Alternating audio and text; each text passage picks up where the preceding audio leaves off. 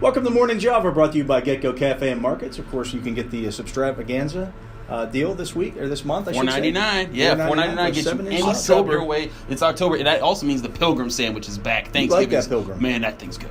But you know who else was good? The Pittsburgh Steelers. 41-17. They come with their most complete win. Their second win of the season, but still a huge statement game for the team. It was, and this is one that they needed. You heard guys talk about the sense of urgency that they had in the locker room. It wasn't a sense of desperation or anything like that. And they came out early and established James Conner in the running game. I thought both lines of scrimmage were controlled by the Steelers, and that was the key to the game. They got after Matt Ryan, and they also were able to control the ball with James Conner on the ground.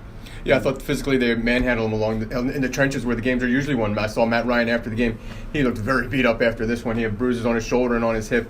I'm sure he's pretty glad to get out of here just alive. Oh, yeah. I mean, 6 sacks, and coming from big guys. Cam Hayward had a sack and a half. T.J. Watt, another 3-sack game, and he gets the sack strip fumble that led to L.J. Ford's touchdown recovery. A huge game from the pressure point. Talked to Mike Hilton also after the game, and he was like, yeah, our plan was to blitz, and you saw Mike Hilton blitzing almost every third down. Yeah, that was a big key, and the Steelers were able to get off the field on many of those occasions. And again, they controlled the clock with their running game and the passing game.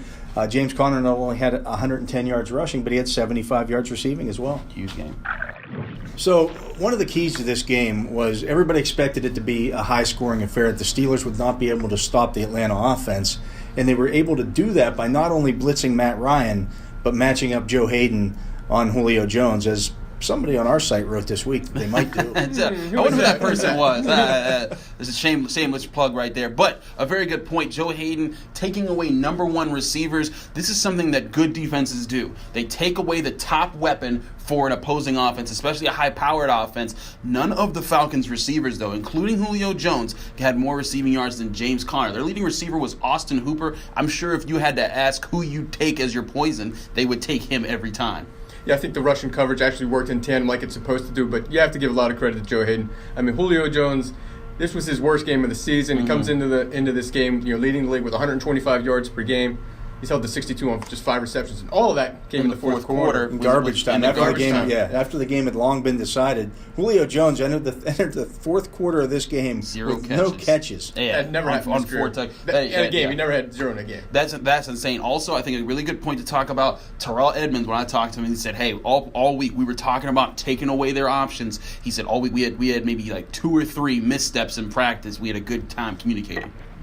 So for the second week in a row, the Steelers' special teams wasn't a big issue. In fact, they were one of the reasons why the Steelers did dominate this game or helped them dominate this game, other than, of course, another missed extra point by Chris Boswell. Of course. But a blocked punt that set up a score. Jordan Berry had 3 punts in the entire game. 2 of them were downed inside the opposing 20, including they were a couple at the 10, inside the 10. So I thought they were really a winning formula for the Steelers in this football game. Yeah, sure, certainly, because one of the main storylines that often gets missed in football is when the special teams forces offense to take long fields. You don't give someone 50 yards, 60 yards to go, and you give them 80 to 90 yards like the Falcons had to do a lot of this game. That makes it harder for them to come back. But you could tell on that blocked punt, people were like, who blocked that? But you see Roosevelt Nick standing at the 10-yard line just yelling at the stands and pointing while the ball's still bouncing around, by the way. And it's just like, well, I'm pretty sure it was 45. Yeah, overall, a very good game from the Steelers special teams. We haven't been able to say that in a long time. I mean, I think last week was all right. Again, the Boswell missed extra point, that's almost become par for the course. I'm kind of used to that. And I have to agree with what Dale said about Jordan Berry. There was a time earlier this season where I thought there was a good chance he was going to get released. Yeah. And I think over the past 2-3 weeks he's kind of settled into the kind of routine we've seen him, and he's so good at downing the punts inside the 20. And got to talk about the coverage overall. They are making sure that they're getting down the field. They're not letting those plays beat them, and saying, hey, if you're going to beat us, you're going to beat us in scrimmage yards with your offense. And the other thing about it is, Chris, is the fact that they're not getting the penalties that they were earlier in the season as well, and backing their offense up when they do have a return and those kind of things. So I thought it was a winning effort from the special teams in this game. A much maligned special teams group. Danny Smith's been under a lot of pressure to get this better, and guess what? It has been the last 2 weeks. So at 2-2-1, yes, the Steelers find themselves back in the quote-unquote race in the AFC North, and they get to go to Cincinnati next week to try to close that game within another game when they play the Bengals, who won 27-17, came back from a 17-3 deficit in the second half to beat the Miami Dolphins. 23 points in that fourth quarter by the Bengals. And I'll tell you what, Andy Dalton has been really finding himself because he's been hitting A.J. Green. Tyler Boyd's really come along for them. They're 4-1 for a reason. The Steelers are a game and a half back. But this is a huge statement game. This is the game before the bye week. They're going back to where they lost Ryan Shazier last year, the first time they played the Bengals since that game.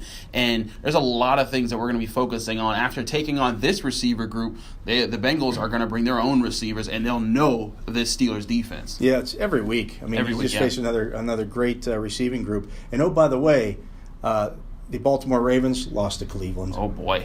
So do you think we put Joe Haden on A.J. Green? Oh, I think that's kind of presumed that he's going to be that guy that tries to take him away. But they faced A.J. Green enough. Last year they felt comfortable putting Cam Sutton on A.J. Green in the second half. So maybe they're thinking, hey, we got the guys to do that. But certainly you'll see how they practice throughout the week. Yeah, I think so. And the other thing to remember about this game, this will be the first time that the Steelers have gone back to Paul Brown Stadium since Ryan Shazier was injured last year. Mm-hmm.